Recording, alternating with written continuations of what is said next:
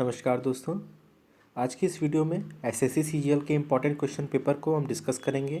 ये भी वीडियो हमारा 25 क्वेश्चन को डील करेगा जो कि जनरल अवेयरनेस से संबंधित होंगे। तो ये हमारा एसएससी सीजीएल का ऑफिशियल क्वेश्चन पेपर है। तो सबसे पहले हम शुरू करते हैं फर्स्ट क्वेश्चन से, जिसका नाम है name the Indian elected to the international narcotics bureau control board by the UN economic and social council on 23rd April and re-elected by the council for a 5-year term 2020 to 2025 on 7 May 2019। इसका answer है हमारे Jagjit पावड़िया। Next question, हेन सांग hailed as the Prince of Pilgrims visited India during the reign of Harshvardhan के काल में हेन सांग भारत आया था। As of January 2020, which of the following countries had not independently launched a human into space? इसका आंसर है इंडिया। मैं आपको बता दूं कि कुछ आने वाले दिनों में हमारा एक मिशन आने वाला है जिसका नाम है गगनयान। उसमें हम इस जो यहाँ पे लिखा हुआ है कि not independently launched a human into space, उसे हम चेंज करके कर सकते हैं कि independently launched a human into space, Gaganyaan mission के थ्रू।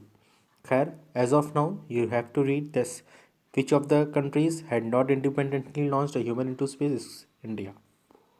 Next है the city of Dash is located at the mouth of the Yangtze river.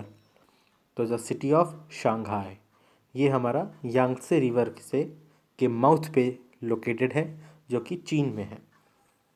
Next, who among the following publishes the economic survey of India? It is published by Ministry of Finance. As of December 2019, Dash was the largest crude oil supplier to India. Largest crude oil supplier to India, तो इसका answer है Iraq. Largest crude oil supplier to India. अगर हम इसकी बात करें तो इसका हम कह सकते हैं agency Iraq has been the India's top supplier for the past few years. Agency Iraq has been India's top supplier for the past few years, staying ahead of Saudi Arabia. हम सऊदी अरेबिया से भी लेते हैं, लेकिन largest crude oil पूछा है यहाँ पे, तो इसका उत्तर हो जाएगा इराक। नेक्स्ट है हमारा कीरी बात is a rice dish from Sri Lanka.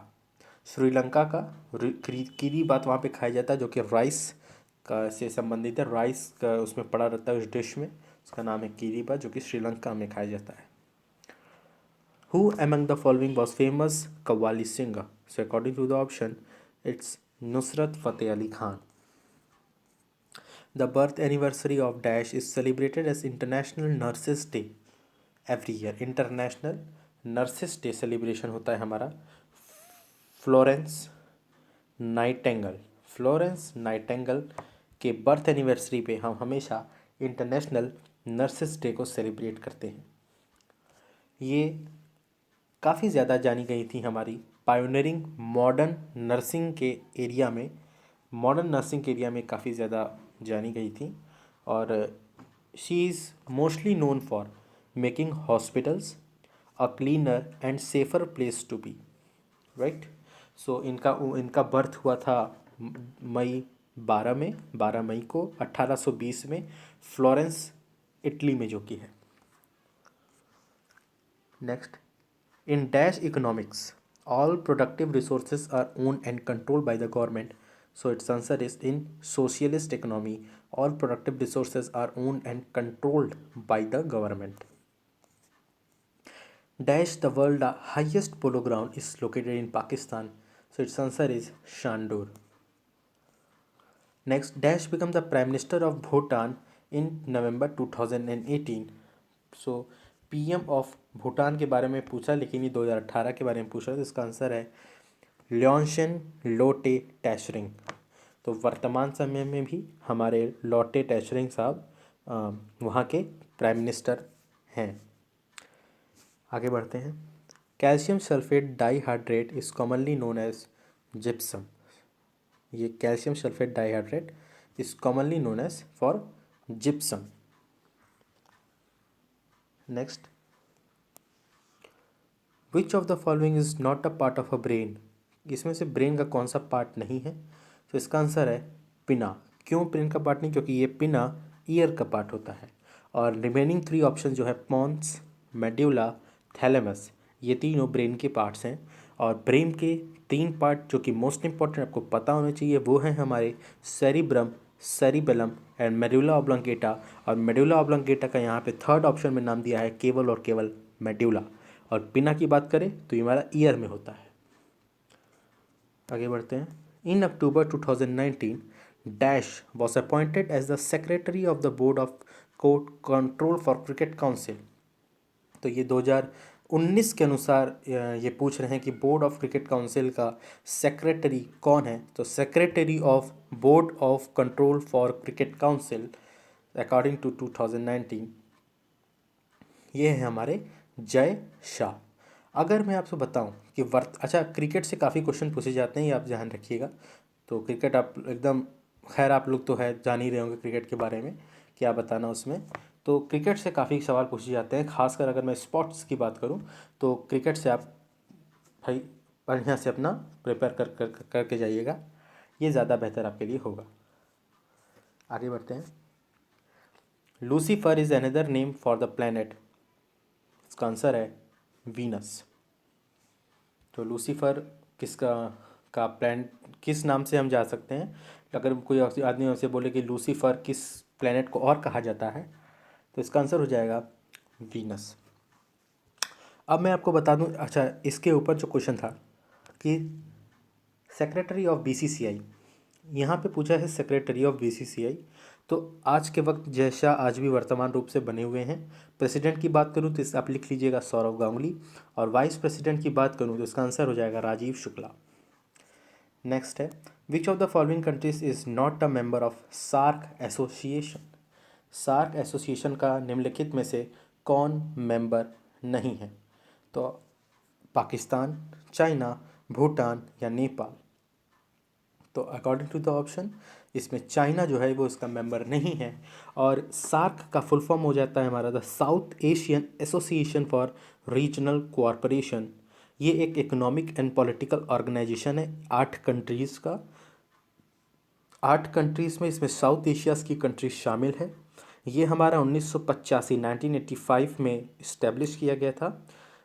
इसके अंतर्गत state of Bangladesh, Bhutan, India, Maldives, Pakistan, Nepal, Sri Lanka इसमें शामिल हुए थे।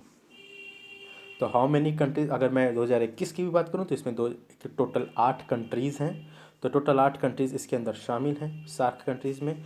इसमें मैं आपको फिर से नाम एक बार आप बोलोगे तो मैं गिना दूंगा। हालांकि अगर आपको चाहिए तो आप ऑप्शन में नीचे कमेंट सेक्शन में लिख के मुझसे पूछ सकते हैं। लेकिन मैं फिर से बता दूँ, अफगानिस्तान, बांग्लादेश, भूटान, इंडिया, मालदीव्स, नेपाल, पाकिस्तान एंड श्रीलंका। तो ये है हमारे। अच्छा, इसमें मैं बात करूँ आपसे कि कुछ वर्तमान समय में कुछ और कंट्रीज़ को जोड़ने की बात कही जा रही है एज एन ऑब्जर्वर स्टेटस के नाम पे। तो इसमें कुछ कुछ कंट्रीज़ जो हैं जोड़ने की बात कही जा रही है, अभी जुड़े नहीं हैं। तो वो हैं हमारे Australia, China, European union, Iran, Japan, Mauritius, Myanmar, south Korea, United states. ये कंट्रीज़ की जोड़ने की बात हो रही है, हालांकि अभी जुड़े नहीं हैं, तो आप इसे ध्यान में रखें। नेक्स्ट है the last recognised kings of Gupta line was Vishnugupta. ये हमारे लास्ट रिकॉग्नाइज्ड किंग है, क्योंकि लास्ट रिकॉग्नाइज्ड किंग और लास्ट किंग में काफ़ी ज़्यादा अंतर होता है यहाँ पे। ये हमारा हिस्ट्री का प्रश्न है। तो गुप्ता पीरियड आप जानते हैं भाई, बहुत ही ज़बरदस्त पीरियड रहा। तो लास्ट रिकॉग्नाइज्ड किंग पूछा जाए तो इसका आंसर हो जाएगा विष्णुगुप्ता।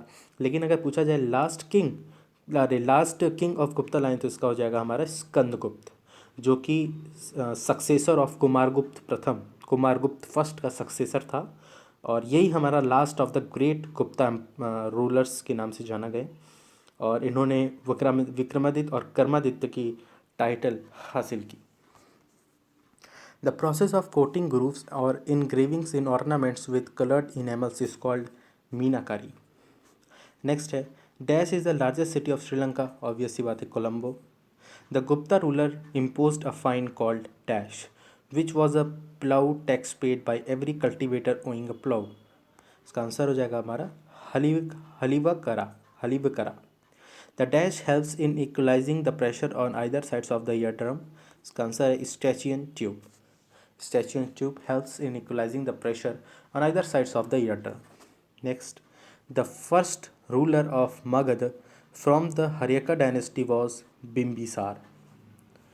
Next question, who was the first Indian to receive the International Shooting Sport Federation ISSF Blue Cross? इसका आंसर हो जाएगा हमारा अभिनव बिंद्रा. नेक्स्ट सवाल, 1 horse power is equal to approximately how many watts? So 1 horse power is equal to, यहाँ पे watts के term में पूछा जा रहा है तो यह उत्तर हो जाएगा हमारा 746. सो ये 1 horse power is equal to 746 watt. तो ये आप समझ गए होंगे how much is a 1 horse power आपका वाट्स में, तो 746 वाट हो जाएगा. तो इस तरीके से हमारे 25 सवाल ख़त्म होते हैं एसएससी सीजीएल के जीएस के क्वेश्चन पेपर के.